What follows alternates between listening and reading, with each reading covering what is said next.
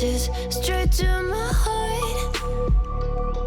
I'd never noticed, but you were never there, you were never there. Hey, you gave me roses, set me apart. All I felt was bliss, but you were never there, you were never there. I want us to be what we used to be this night. Baby, just another fight, but you don't wanna see me cry. There is no way that it's never going there. I think it better and I swear I'll follow you no matter where. Think it better and I swear follow you no matter where. Think it better and I swear follow you no matter where. Down in empty streets, looking for joy. I don't wanna admit I'm better on my own, better on my own. You say we're not meant for each other. I'm not sure of this. I won't give up on this, I won't give up. Cause I don't wanna behave like the one to flee, like the one to leave. I never surrender, but ever remember my lover. Did you give up on me? Have you never learned a lesson? Sorry, I will never be, even in your dreams, the one you wanna see. Think it better go someplace I don't know, cause I got your picture on my mind. I want us to be what we used to be this night. Baby, just another fight, but you don't wanna see me cry. There is no way that it's never going there. I think it better and I swear I'll follow you no matter where. Think it better and I swear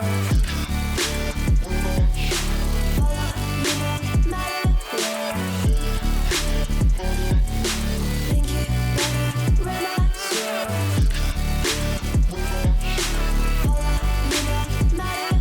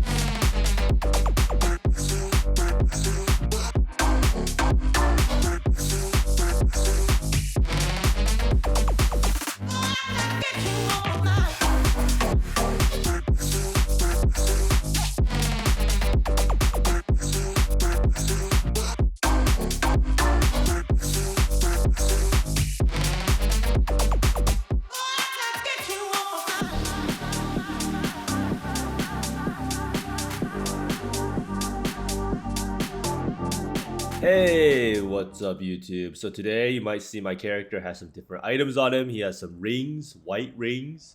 He also has gold worm, and you know what that means. It is magic find winter orb time, right? Something I thought I would never hear out of my mouth. Magic find. I despise magic find. I hate it, but I just decided why not try something new, right? Because the league, I don't really know what I'm doing anymore. I'm just farming simulacrum. And I also saw this new hip money making method in TripolarBear's video and a bunch of other like people just doing it, and I'm like, why is everyone doing Promenade, right? What's so amazing in Promenade? And it turns out you just need to be patient in Promenade, and eventually you'll get a head on her. So I'm gonna go over this money making strategy, and I kind of want to do some more videos where I go over like different content creators money making strategy, and I try it out for one stream, and I can record my results and show it to you, and just to give you a more real life snapshot of what I would personally make and how you can calculate what the costs are. Because I do think a lot of the videos pretty much just outline the money making strategy, but never really delve into like how much it is. And a lot of how much a money making strategy is comes down to the fluidity of how much the scarabs cost, how much the sextants cost. So it's always changing, right? So we just want to make a good framework for how you can find out how much money per hour you are making. And one huge tip before we get started, a lot of people always say they don't make enough currency. The biggest thing is a lot of people just spend too much time in your hideout. So there is this new app. It's called, or the thing is broken. Well, it's supposed to be called PoE Overlay, and it does kind of show you like how much time you spend in your hideout. So you just need to minimize hideout time and maximize mapping time, and you will end up with a huge Magic Find character too. So why Magic Find Winter Orb, right? Well, the character just had too much damage for mapping. Like all of the damage I get is mainly just for simulacrums, and you never really need that much damage outside of simulacrums, and that's why I enjoy doing simulacrums, right? Simulacrums is literally the only content in the game where you can see progression in your character.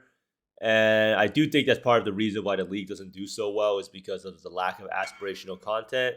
And that is a huge thing, right? So I decided character had too much damage, and Inspired Learning by itself just carries the triple beyond. So I'm running 2 Inspired Learnings with 1 Mage Blood. I put these in the Templar and Scion areas. So let's see here. So Templar area right here. So you hit these nodes 1, 2, 3, 4. And in the Scion area, I take these 3 useless nodes. But you can see here, these are really efficient Inspired Learnings. I'm already taking all of the nodes. I put in 3 points here. And all of these nodes are good. The Endurance Charge is okay, Power Charge, and then Faith and Steel. They're all very, very strong nodes, and I literally lose out nothing for it, right? And you can easily fit in 65% quant by swapping in 2x Pariahs, and then you have the Gold Worm boots, and then you can also use Divination Distillate. So the nice part about Petrified Blood is it makes Divination Distillate super easy to run. So if you turn on Petrified Blood, you turn on Vitality, and then you have some degen with Blood Rage, you will see that the flash should be able to counteract it when you're actually in the maps. You can see the flash up here once you start taking some damage. Oh, yeah, I have to make myself go to, what's it called, to low life. And then you should be able to be, you will see the flash pop up. And that's just because the degen of your Righteous Fire and Blood Rage will cancel out the effect. This is much more noticeable once you have a Petrified Blood degen on you. So if you try it out here, you can see that the flash will show up like this if it's running. So very cool concept, and it's pretty much 10%, 15% here, 15% here, 20%, 50%, and then 12% off from the flash full time, so 62%. You get another 5% on Ashes of the Star, so it's, what, 67%, and then you could theoretically drop Sedimas for 77% quant, which is huge. And we're still able to do like T16, Delirium Mirror, Triple Beyond. And your clear is not severely impacted by using all of this Magic Find gear, then you'll pretty much be getting more exalts per hour. You could think of Magic Find like if you find 1 nurse over the course of time, you'll find 1.65 nurses, right? If you have 65% quant. So why Promenade map? Promenade map is not that bad of a layout. It's pretty good for getting Simulacrum Splinters. Like for maps, you probably want a map that's like a straight line as far as away from the start of the mirror as possible. And Promenade travels out a good amount of time. There's a lot of mobs. The breach spawns aren't too bad in general. So it's a very good map for that.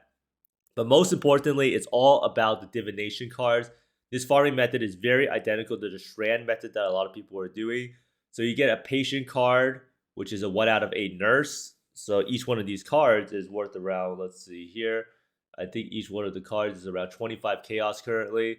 And Dying Anguish, which is alternate quality gem. So these very good cards adds a significant chunk to your profit margins, and we'll be able to see it by looking at excellence and seeing what the outputs are.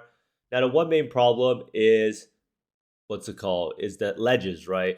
You need to have a movement skill to go up and down the staircase for the ledges, or you'll have to walk all the way around. And skills like Lightning Strike is really, really bad for Promenade because you can't go over the ledge, right? So say this is you, and you have to, like, you can't shoot the Lightning Strike over this ledge. You have to go around and climb over it.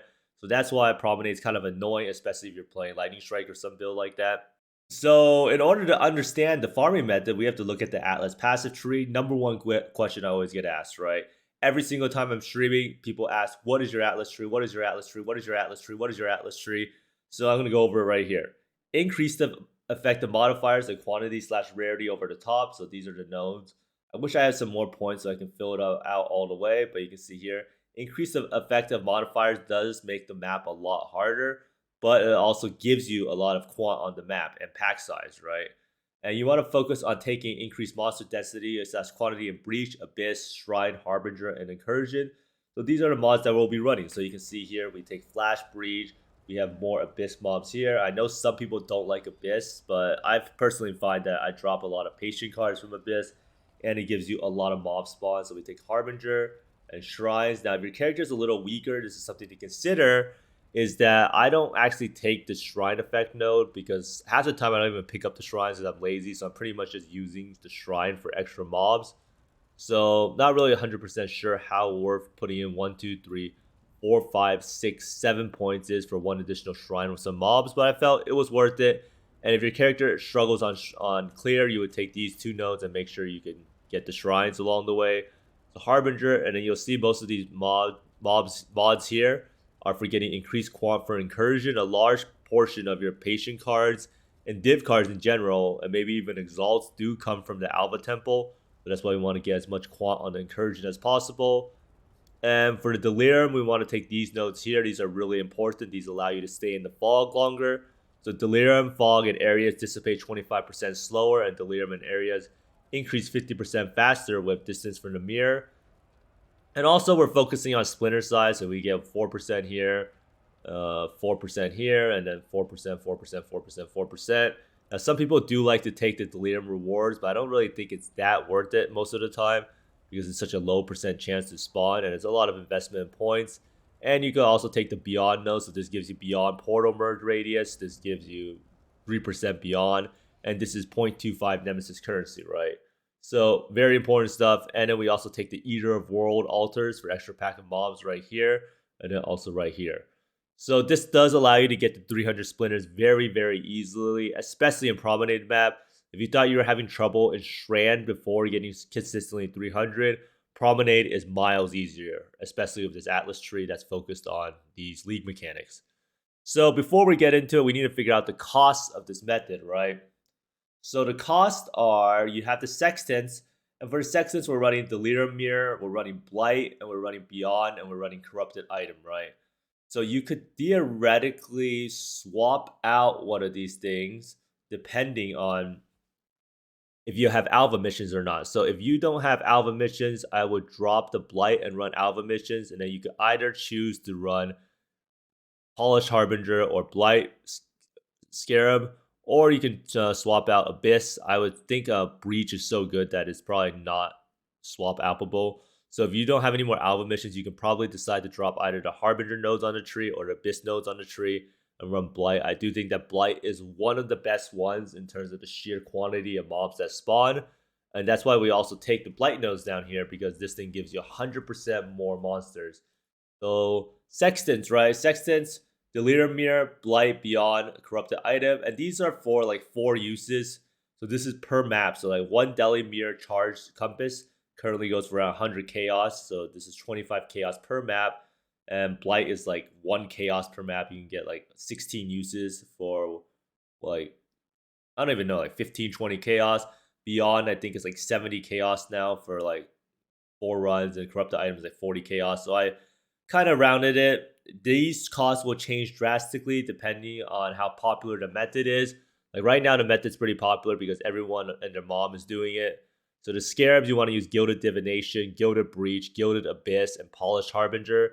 So this comes out to, what, like 24 Chaos and Scarabs per map. And rolling the map for Beyond is around 10 Chaos. So you can see here, this is the calculator. Takes around 17 Alks and Scours, around 8 Chaos. And then you have to count for Chiseling. And then, yeah, so around 10 Chaos for rolling the map for Beyond. And then you need to put Beyond on a map device for 5 Chaos. So the total is around 93 Chaos, so roughly 0.7 Exalts in today's current market prices. Now, a lot of people also have these questions about how can you find out how to trade for compasses, right? So I'm going to go over that real fast. So you want to always type in Shift tilde, and then you want to say, like, say you want Beyond, right? And you want to type in Enchant, because all of the stuff is an enchant, the compass stuff, right? So you put in this, and then you type in Shift tilde, use remaining. And then we usually want to do 4, so it's like easy to do. So you don't want to buy one with like 3 charges, right? So you can see here right now Beyond's like 52 Chaos, or you buy it with chaos. So a lot of people put sextant prices, so make sure that you're not getting scammed. So you can see you can buy it for like 60 chaos or so. So that would make it so that beyond's like 15 chaos. So this price has to change, right? But that's how you buy up all the sextants. You want to look up charge compasses in your PoE trade like that. So now we know the cost. We need to find out the outputs to find out what we get. So divine orbs, patient cards, simulacrums, and awakened sextants make up roughly 2/3 of the profit. So the way we track profit, and this is something that's pretty important, is we use this program called Excellence. Now, Excellence tells you you can specify a tab. So right here, I have settings. This is my dump tab. So in order to do this, you have to dump all your currency into this tab. So right now, I have all my currency that I'm dumping into this one. So you just Control Shift and then click on it into this tab. And the problem with doing methods like these is you have to later put in the currency into Affinity. So you have to take it all out again. So this is pretty much doing it for the sake of the video, right? But this gives you a very good idea of how much currency you're making. And you could also even set up, right, in settings over here, like the minimum price threshold. So depending on what you feel like you want to sell, that's what you should be setting it as. So if you don't want to sell any items that are only worth 1 chaos total, then you need to disable it.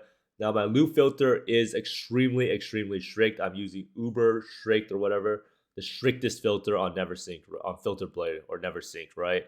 So I looted the bare minimum. So everything I pick up is definitely be something I can sell easily.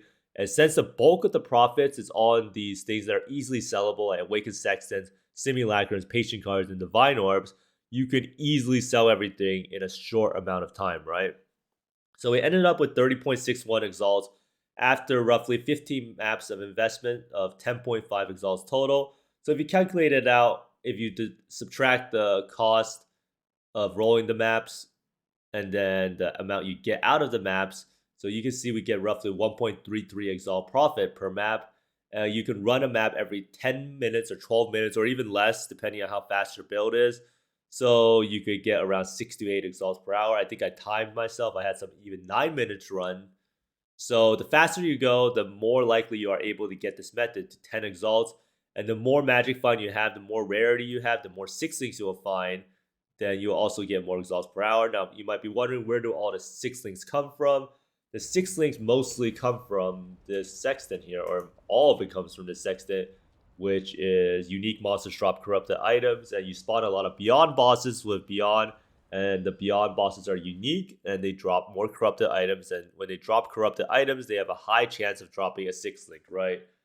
So just to look through it, Divine Orb, pretty big chunk of the profit, then the Patience, Simulacrum, Awakened Sextants, I did get 1 exalt drop, and then like 115 Chaos, and then some Dying Anguish cards, Promenade map.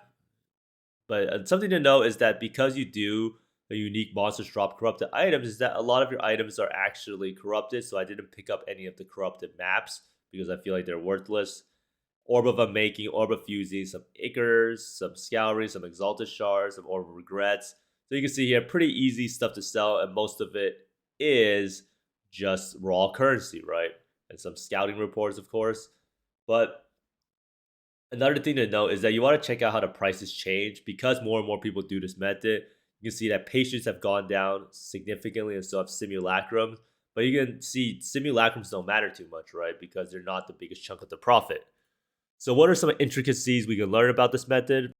One way to boost your exalts per hour is you can sell Alpha Temples, and you want to look for tier 3 gem and corruption rooms, and this is pretty much a guaranteed exalt if you find it. Now if you want to do that, you want to take these 3 nodes over here.